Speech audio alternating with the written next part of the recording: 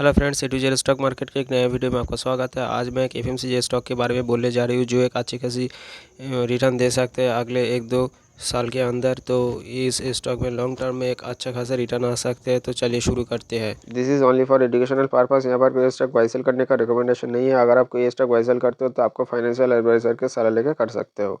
इस कंपनी का market capital 8,715 crore, जो एक स्मॉल कैप कंपनी है। इसका पी रेशियो 127.2, इसका सेक्टर पी है 91.2। तो सेक्टर पी के हिसाब से इसका पी रेशियो थोड़ा हाई दिख रहा है, तो कंपनी एक अच्छे हाई वैल्यूएशन में मिल रहा है। तो कंपनी के पास डेट भी थोड़ा हाई दिख रहा है। अगर कंपनी का शेयर होल्डिंग पैटर्न देखें तो प्रोमोटर के पास 62% स्टेक है, एफआईआई के पास 13%, म्यूचुअल फंड के पास 6% एंड रिटेलर के पास 16% स्टेक है। तो ठीक ठाक लग रहा है।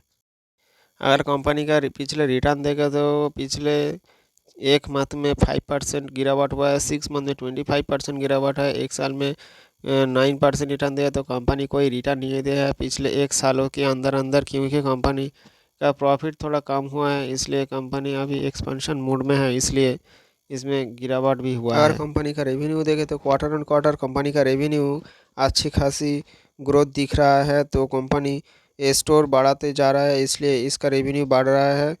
तो इन्फ्लेशन की वजह से कंपनी का प्रॉफिट थोड़ा कम होते जा रहा है। अगर इन्फ्लेशन थोड़ा कम होगा तो कंपनी का प्रॉफिट में भी अच्छी खासी ग्रोथ दिख सकती है। इस कंपनी का नाम है देवयानी इंटरनेशनल लिमिटेड। इसका प्राइस अभी चल रहा है 155 रुपये के आसपास, और इस एफएमसीजी सेक्टर में अभी गिरावट चल रहा है, इसलिए इस कंपनी में भी गिरावट हो रहा है। अगले 1-2 क्वार्टर में कंपनी का एक अच्छी खासी रिटर्न देख सकते हैं। अगर कंपनी का डेली बेसिस पे चार्ट देखें तो यहाँ पर स्टॉक ने जो कि लगभग 140 लेवल के आसपास एक अच्छी खासी बाइंग हुआ है। यहाँ पर एक अच्छे सपोर्ट बन गए हैं, क्योंकि बहुत दिनों से लगभग 1-2 साल से यहाँ पर एक यहाँ से कंपनी ने स्ट्रॉन्ग रिवर्सल दिया है। तो यहाँ पर बहुत चांस है कंपनी का रिवर्सल होने की। तो ऊपर की तरफ अगर कंपनी जाएगा तो ऊपर की तरफ हमारा फर्स्ट टारगेट आएगा 180 लेवल के आसपास। तो उसके बाद सेकंड टारगेट आएगा जो कि 200 लेवल, यहाँ पर एक रेजिस्टेंस जोन है। उसके बाद 225 लेवल ऊपर की तरफ आएगा। अगर स्टॉप लॉस दे सकते हो आप यहाँ पर। ये जो स्ट्रॉन्ग सपोर्ट जोन है जो कि 140 लेवल, इसके नीचे अगर स्टॉक आए तो स्टॉक में बने रहना नहीं चाहिए। तो 140 स्टॉप लॉस देके आप शॉर्ट टर्म में इसमें इन्वेस्ट कर सकते हो। अगर आप इस चैनल पर नए हो तो प्लीज़ लाइक सब्सक्राइब करना, क्योंकि इससे मेरे वीडियो करने का इंस्पिरेशन बढ़ता है।